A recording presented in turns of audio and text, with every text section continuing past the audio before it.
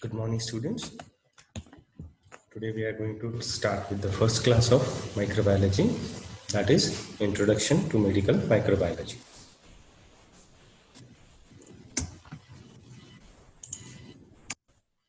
So, to start with the lectures, we should first know what are the aims and objectives of this particular theory class that you all students must be able to understand about the historical aspect of medical microbiology, which are the various branches of medical microbiology, for example, general microbiology, bacteriology, mycology, immunology, parasitology, and virology. We should know the discoverers of this branch, those Nobel Prize winning scientists who have given a great contribution to the subject, and we should know their contributions and their research. So we will peep into our historical legacy. Introduction to Medical Microbiology starts with the definition of microbiology, which is a science of living organisms visible only under the microscope. That means these microorganisms are very minute creatures. They are not visible to our naked eyes, and we require microscope for observing them, for studying them, and to know their shape, size, and various structural details. Medical microbiology is one of the branch of microbiology which specifically deals with the organism which are responsible for causing diseases in humans. Or in short, this is a branch which deals with causative agent of infectious disease of human beings, as well as it also deals with the reaction to such infections. What are the signs and symptoms after the infection has occurred in a particular individual, the way they produce the disease, and the methods of their diagnosis. Means, what is the pattern of the disease, what are the signs and symptoms of the disease, what are the complications of the disease, and how these infectious diseases are diagnosed.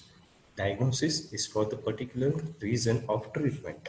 We have to diagnose each and every infectious disease so that we can treat the particular disease in proper manner with proper antimicrobial agents. So these are the various branches of microbiology. First branch deals with the general microbiology, which most of the time deals with the organisms which are friendly with the with the human beings. Bacteriology deals with the bacteria and their studies, mostly organism. In medical microbiology, bacteriology is one of the major subject which mostly deals with all the infectious bacteria which are responsible for causing infectious diseases in humans. For example, tuberculosis, leprosy, typhoid, cholera. Immunology, it is one of the branch of medical microbiology which deals with the particular immunological response towards the infectious agent exhibited by the human body, in which we are studying about how the antigens of microorganism react when they enter into the body of human being, which are the antibodies are produced against these particular antigens, what are the other immunological responses which are observed during this course of the disease, what are the immunological parameters seen in any kind of infectious disease, okay, and these are also helpful in diagnosis of the particular infectious disease. For example, we usually, you must have seen, when anyone is suffering with typhoid, usually you heard this word that he has to perform Vidal test. That means Vidal test, which is a serological or serological reaction, in which we are detecting antigen, which is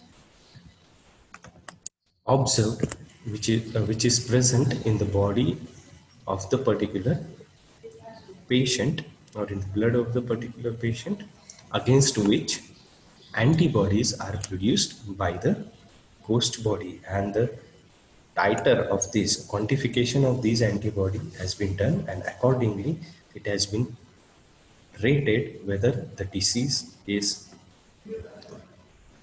significant, whether the antibodies are present in significant amount or not, and according to that the line of treatment of that particular patient has been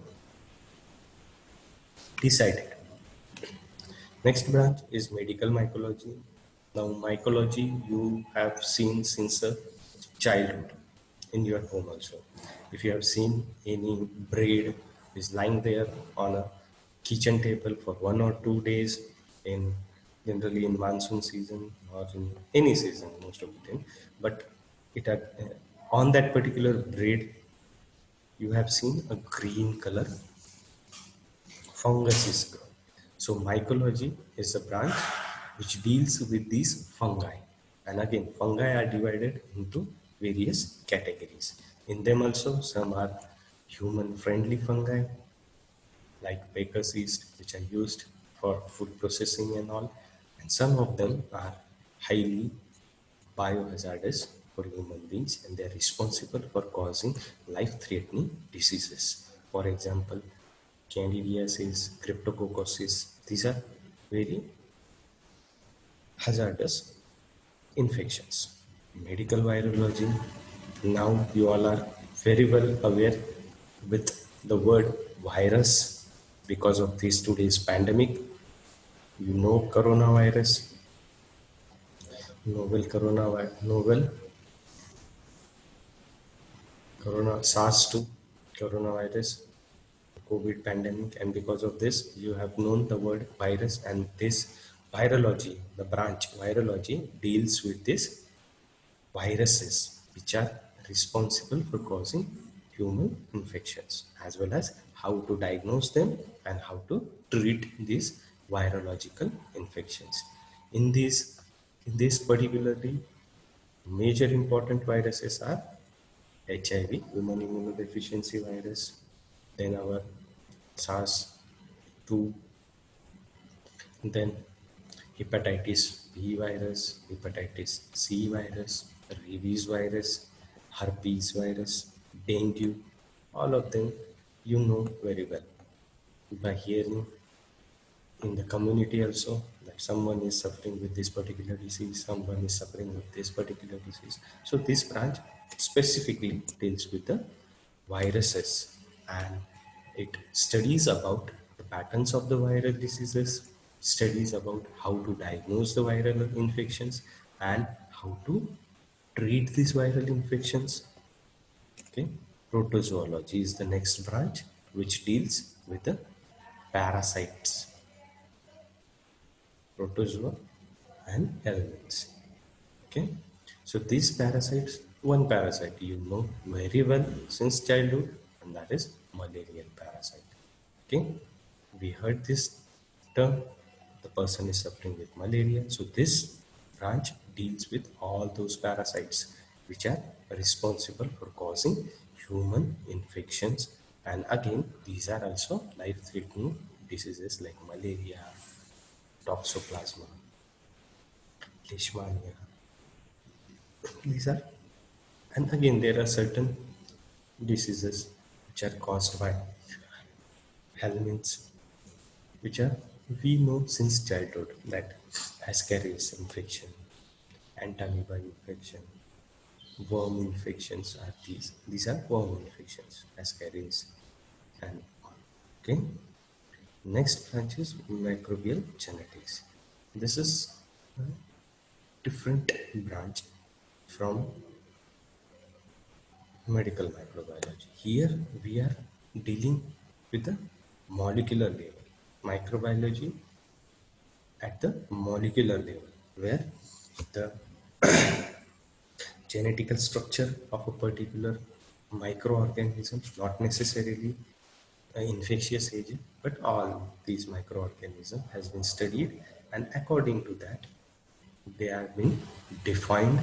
And again, the use of this particular branch is in wellness of mankind, that is for development of epidemiological data, as you have seen in this pandemic. This also helps in production of vaccine, which is at the molecular level. So molecular level studies are mostly, or molecular level information mostly is there in the microbial genetics. Again, it also deals with the particular terms which you will come across in further studies, that is multi-drug resistant, extended spectrum, or extremely drug resistance. These all are related with the genetics of these particular organisms, because mutations, transformation, transduction, conjugation, these type of terminologies you will come across, which are helpful for the microorganism, and they take the advantage of this term, this particular reactions, or not, we should not say it reaction, this particular type of genetic processes for their betterment, for developing themselves, and again avoiding the action of antimicrobial agents. So first, we start with the great Anthony van Leeuwenhoek, 1632. In the first century of BC onwards, it was known that diseases are caused by some of the living germs, Varroa and Calamilla. They have named these living organisms as Animalia minuta. Okay, understood?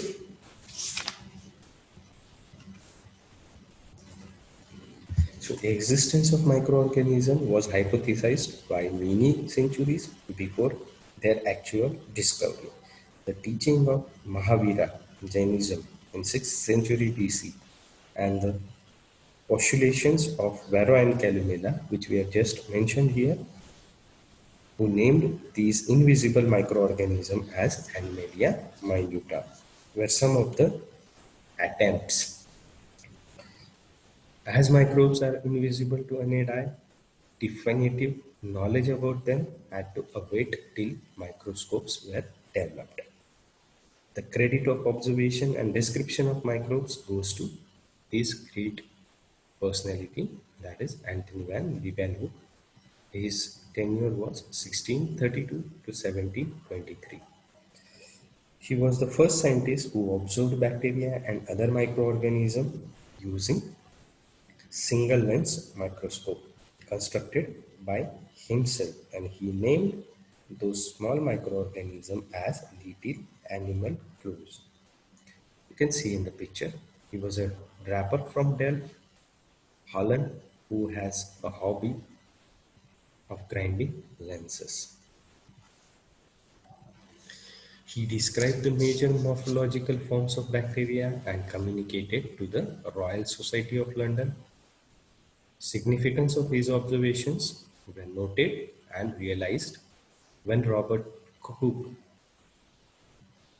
developed compound microscope and confirmed Antony van Leeuwenhoek's observation. Earliest discovery of pathogenic role of microorganism goes to Agostino Bassi in 1853, who showed that the muscardine disease of silkworm was caused by fungus. Abiogenesis. Needleham, an Irish priest in 1745, believed in spontaneous generation of abiogenesis of the microorganisms from decomposing organic matter. He showed in his experiments that microbes can develop in closed flask of previously heated putrescible fluids.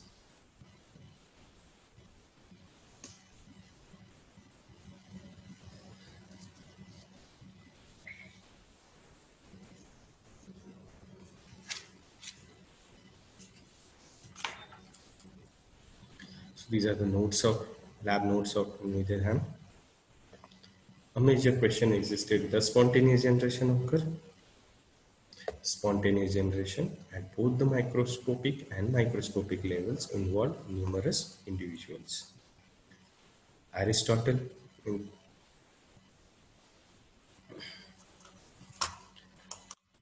1346 BC, Francis Redi in 1665, J.B. van Helmont, Leeuwenhoek, Lazaro, Louis Pasteur, John Needham.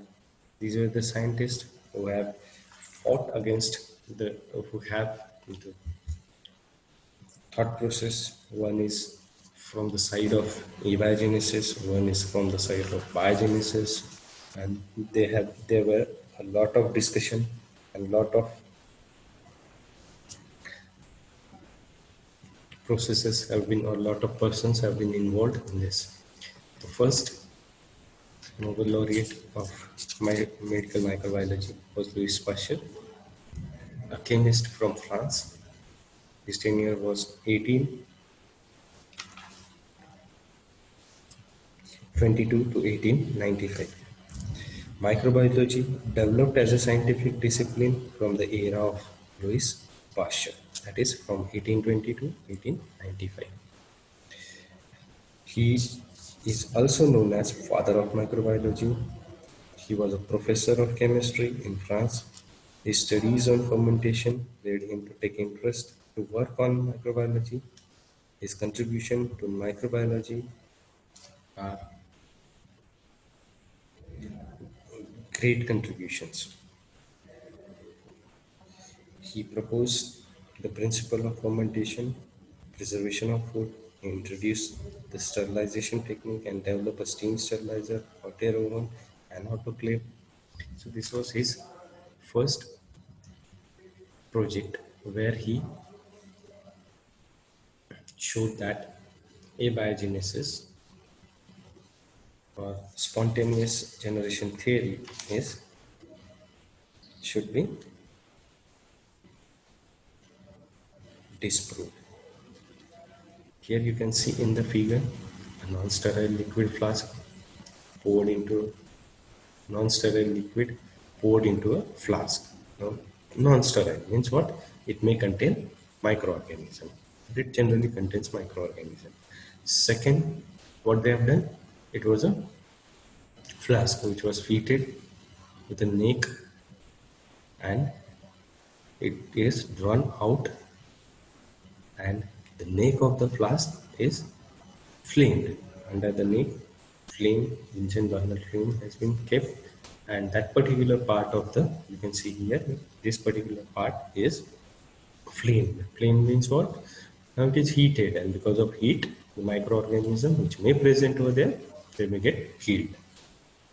And then what they did next, the Bunsen burner flame is kept below the flask and the particular liquid is heated for the purpose of sterilization. Sterilization means what? Sterilization means what? Killing of the all living forms of microorganisms, including spores, by the process of moist heating. Okay, so here they are attempted sterilization, and what they have done next is the air forced out from the open end. Whatever air is there inside this flask, it has been forced to go out from the open end. Okay. Nextly, the liquid is cooled slowly and it is kept at for a long time period. The dust and microorganism trapped where? In the neck of the flask. Okay, where? In the neck of the flask. What will happen? They will not able to enter into this particular liquid. The liquid remains sterile for many years. Why? Because they are not able to travel here through this particular, and the liquid is sterilized here. So open end liquid remains sterile for many years, flask tipped, so microorganisms, leaden, dust contents comes in contact with the sterile liquid. When you tilt the flask, when you tipped the flask, what will happen? The liquid will come in contact with the dust which is there. The dust can travel through the neck and it will contaminate, or it can get in contact with the liquid, and then liquid will grow the microorganisms. And this is how they have disproved the theory of spontaneous generation and postulated the germ theory of disease. Okay, so Louis Pasteur has the credit of disproving the idea of spontaneous generation and concluded that all forms of life arose from their like and not de novo. De novo means like God. They appear as God and they vanish when they want. So it is not like that. We all arise from our ancestors and we arise from our like words. Okay, so Louis Pasteur has the credit of scientific development of microbiology, started with his era or his entry into this particular subject. He was trained chemist from the France, as we all talked about this. His studies in fermentation led him to take interest in the microbiology. What studies? First called he was first called on a ship where they were preparing a wine, and that wine taste was going sour. It was not actually as per they wanted. And when he went over there on the ship, he saw something, and there he found a particular fungus. Because of that fungus, the wine was getting contaminated. And then he sought out the problem, and again the all wine industry had thanked him for his studies on fermentation, and then onwards he got the recognition. He also discovered the fermentation was due to microbes, and therefore is known as father of microbiology. Timeline and contributions made to medical microbiology or microbiology by Louis Pasteur includes: in 1882, he born in Dole, France. In 1884, performed crystallography study with tartaric acid. In 1885, performed fermentation studies with the yeast. In 1859, landmark experiment to disprove spontaneous generation, as we have just seen.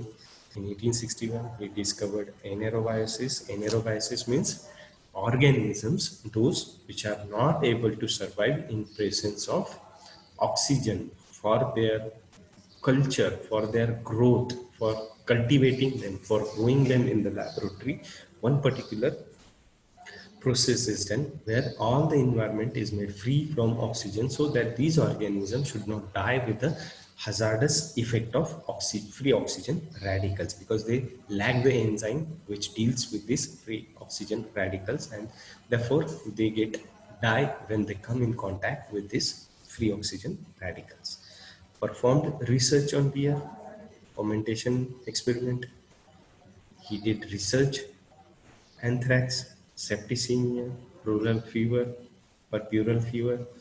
He worked in 1879 on chicken cholera, attenuated live cultures, and discovered streptococci.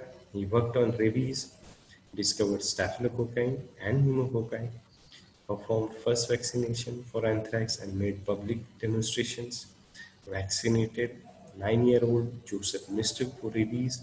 Pasteur Institute is inaugurated in 1888, and in 1895 he died at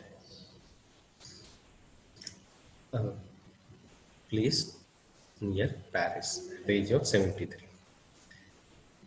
1857 to 1914, about 60 years era.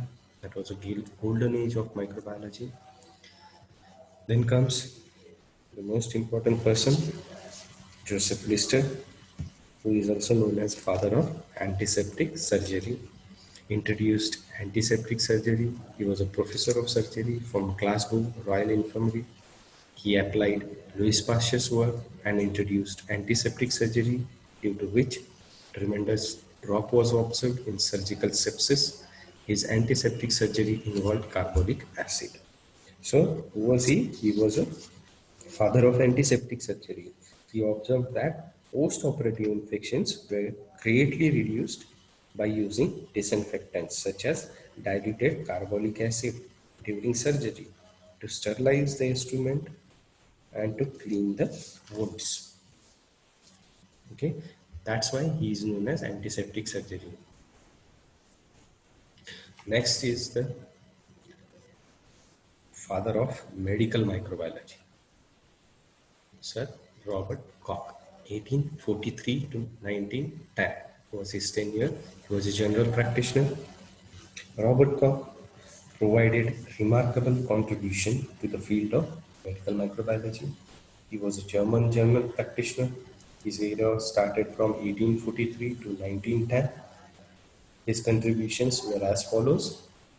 He perfected bacteriological techniques, isolated pure cultures of bacteria for the first time. That means he grown the organisms in the lab and in pure form. That means only a single organism can be studied, can be grown on a particular culture media in the laboratory. And this was a great contribution. And because of this, now we can identify, speciate the organisms, and we can perform particular studies like antibiotic assays, like preparation of vaccine and all on that particular organism. Therefore, he is known as a father of medical microbiology. He introduced solid media for culture of bacteria. His colleague Hess, whose wife, one of Koch's assistants, had suggested the use of agar as solidifying agent. So first he used to grow the organisms on potato, gelatin, liquid, some liquid broths that he used to use to cultivate the organism. But gelatin used to liquefy, so he was not able to cultivate the organism and observe the colonies of the organism on solid media. So one of his colleagues, alchemist, has his wife. She was a great cook, and she was preparing jellies, and in that jellies she used to add this particular ingredient. That ingredient's name is agar, and what is the quality of that ingredient agar? That it liquefies at 90 degrees, 90 degrees Celsius, and it solidifies at 40 degrees Celsius. That means whenever you add agar-agar to a particular medium and keep it in autoclave, which sterilizes that particular medium. Autoclave is an instrument which is used for sterilization of particular media, so as to ensure its sterility. That means there is no organism in that, and this autoclaving is performed in a particular chamber that is known as autoclave, or instrument that is known as autoclave, which is heated up to the temperature of 121 degrees Celsius, and that particular temperature is maintained for next 15 minutes so as to ensure the killing of all living microorganisms as well as spore, and making that instrument liquid, whatever kept inside that, which is allowed to keep, that is sterilized. That means that is free from all kind of microorganisms and spores. Okay. He also introduced the methods for isolation of bacteria in pure culture, as we discussed, which is helpful for the identification, speciation, treatment, diagnosis, as well as vaccination of the organism. He described hanging drop method for testing motility, which is one of the most important diagnostic feature for Vibrio cholera. A Vibrio cholera patient doesn't have that much time, so for we should wait for culture and growing the organ, because culture takes near about 12 to 18 hours to grow on a solid media. After that, we are going to identify the organism, and then we are going to perform antibiotic sensitivity. So that becomes a conventional. This is a conventional method, and that becomes a pretty difficult method for the patient treatment.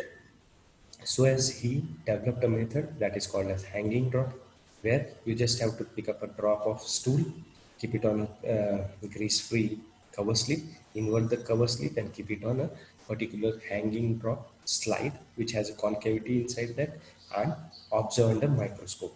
At the edge of that drop, you will find organisms which are bit colorless because this is a colorless liquid. They are colorless, but you can identify them because they are moving very rapidly and their movement is vibratory movement.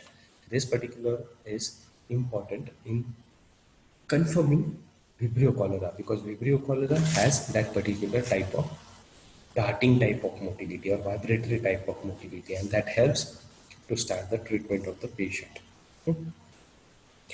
He discovered bacteria such as anthrax bacilli, tubercle bacilli, and cholera bacilli. Now you know that his contributions are great to the mankind because he discovered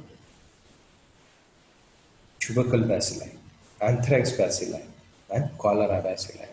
All these three diseases are out of that. Anthrax has been it is now not seen in most part of the world, but again, it is one of the most important biological agent. You must have heard the stories of Bin Laden. He used to send parcels to the particular presidents in which a certain kind of white powder was there. It was thought to be that, or it was. We don't confirm it, but it such a sort of stories has been heard that that powder was nothing but the anthrax spores, and once they inhale, the person can get infection, that is respiratory tract infection, and can get killed by that particular organism. It doesn't give much time. Then next is cholera. We know cholera can cause a tremendous harm, or we have seen it because our country has seen outbreak of cholera, which has killed many people. We have called it as HAZA, tubercle bacilli. Still, we are facing this problem. Not we, it is a pandemic till today, and till today, it is the one of the most important killer of mankind. Tubercle bacilli. You can see in the picture. This one. Nearly about 8 million people are dying every year because of tubercle bacilli. And now this bacilli has developed multi-drug resistance, extended or extremely drug resistant strains which are very hard to treat. He introduced staining techniques using aniline dyes so as we can observe them as you can see in the picture. Koch's phenomenon. Robert Koch observed that guinea pigs already infected with tubercle bacilli developed a hypersensitivity reaction when injected with tubercle bacilli or its protein. Since then, this observation was called as Koch's phenomenon. What he observed when a guinea pig who is already infected with tubercle bacilli develops a particular hypersensitivity, and this reaction is observed when you again inject the particular guinea pig who is already infected with tubercle bacilli with a protein or tubercle bacilli, with a tubercle protein or a bacilli culture.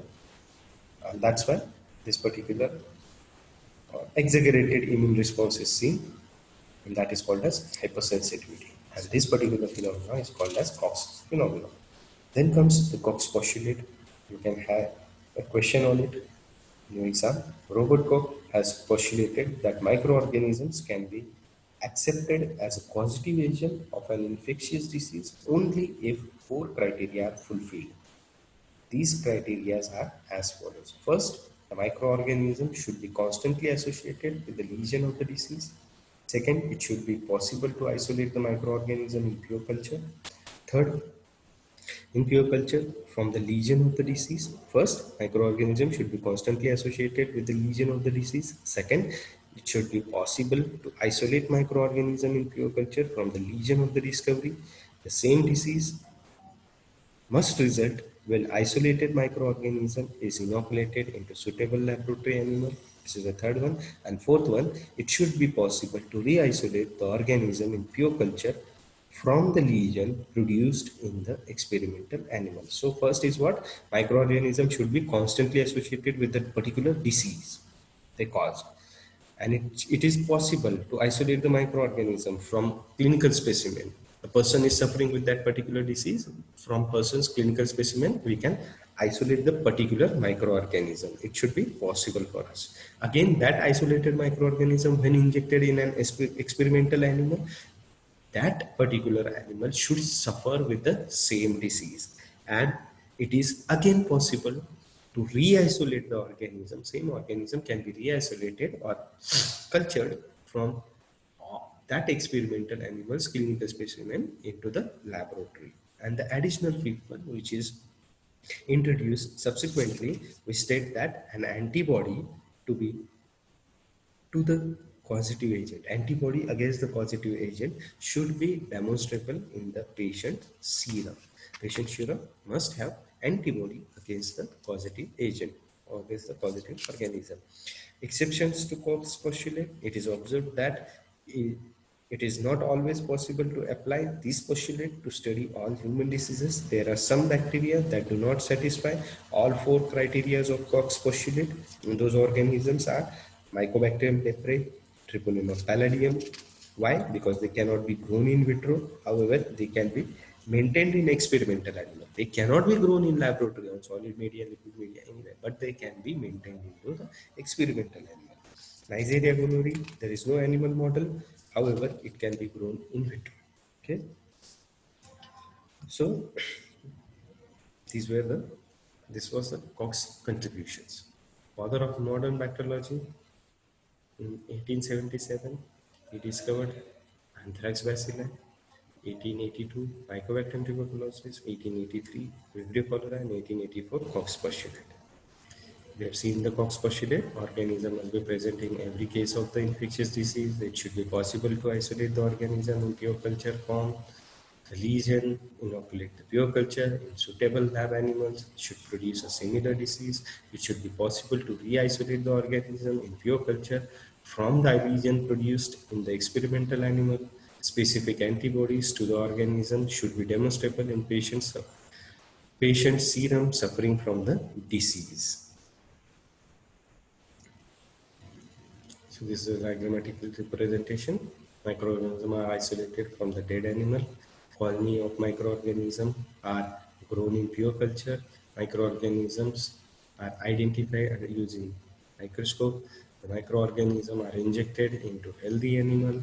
The disease is reproduced in the healthy animal, and microorganisms are again isolated from that recently deceased animal, and again they can be grown in pure culture and identified. Okay.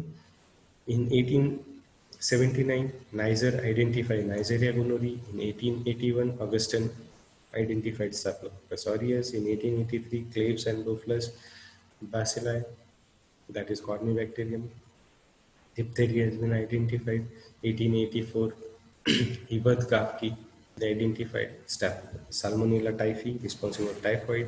1885, Ischer identified E. coli. In 1889, Kitasato, they identified Clostridium tetani. In 1894, Yersin and Kitasato, they identified the most important killer of human or mankind, Yersinia pestis, responsible for causing plague, Black Death. You must be remembering this if you study the history of microbiology.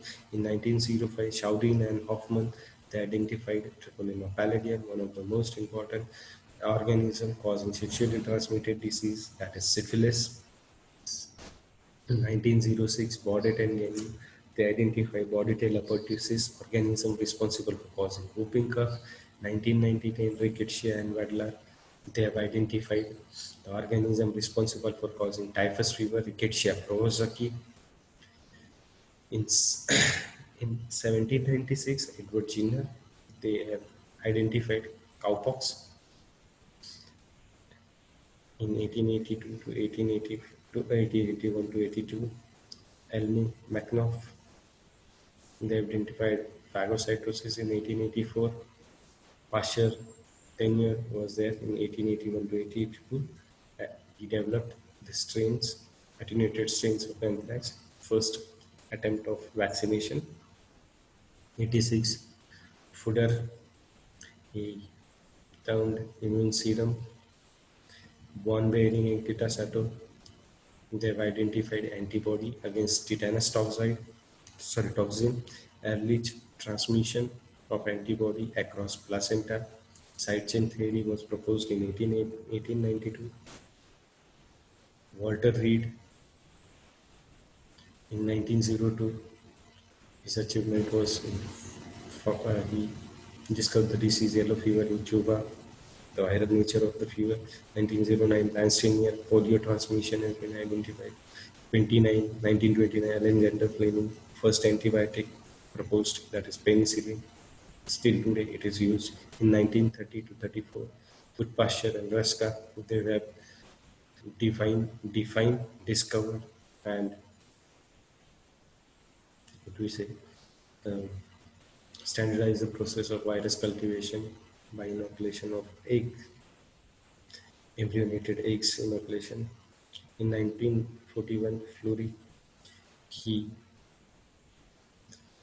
proposed how to use penicillin therapeutically. Next is mycology. Fungi, myx, a Greek Latin word for mushroom. The discipline of medical mycology attained recognition in the world science in 1910 when French dermatologist Raymond J. Sabrods published his monumental work on dermatophytes. He is known as father of medical mycology. Virology, we discussed this branch, deals with the scientific studies of viral diseases, identification, diagnosis, and treatment. Friedrich Loeffler and Paul Foch were first identified in 1898 foot and mouth disease. William Towert, Flex Herbert, they have in 1915 to 1917 studied bacteriophages. What are bacteriophages? Bacteriophages are the viruses which are infecting bacteria. F. Parker, and Ney, they have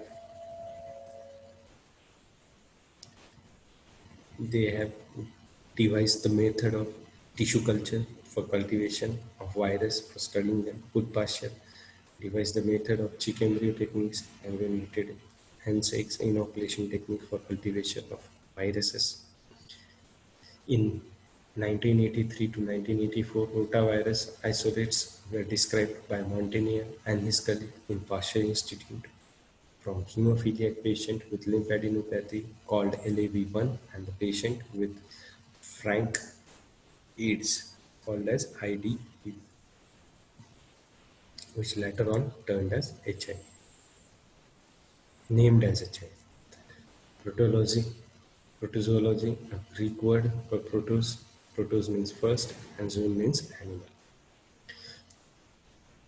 Ronald Ross in 1897 to 1898. Malarian parasite is transmitted by birds by mosquito, a vector, and in man discovered by Grassi. So Ronald Ross and Grassi, they have discovered Malarian parasite in 1897 and 1998. Leishman and Donovan, they have discovered about Kala Azar, a disease caused by a protozoan Leishmania donovan. So the expected questions of this today's lecture are about write a short note on Anthony van Leeuwenhoek, write a short note on contributions of Louis Pasteur, write a short note on contributions of Robert Koch, write a short note about Koch's postulate, write a short note on Joseph Lister and his contribution to medical microbiology. So these are few contributions by the great scientist of the microbiology. You can also be asked as bacterial